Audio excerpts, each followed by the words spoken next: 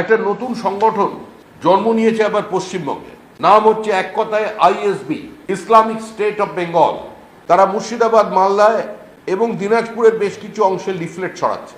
তাদের টার্গেট হলো পশ্চিমবঙ্গের মধ্যে একটা বিস্তীর্ণ অঞ্চলকে ইসলামিক স্টেট তৈরি করা। এটা কোনো নতুন এজেন্ডা নয়। এই এজেন্ডা পুরনো এজেন্ডা 1946 সালের।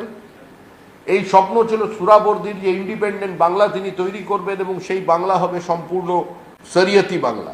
পরবর্তীকালে সেই বাংলার সংযুক্তিকরণ হয়ে যাবে তখনকার গঠিত পাকিস্তানের সঙ্গে। যাই হোক, তার সে স্বপ্ন সফল হয়নি। ডক্টর শ্যামাপ্রসাদ মুখার্জি, এন.সি. চ্যাটার্জি, মেঘনাথ শাহ, রমেশচন্দ্র মজুমদারদের মতো নেতৃবৃন্দের কারণে বাংলাদেশের এই রাজনৈতিক চূড়ান্ত অস্থিরতা এবং ধর্মান্ধদের আক্রমণকে কার্যত সেলিব্রেট করা হচ্ছে পশ্চিমবঙ্গের বেশ কয়েকটি জেলায়।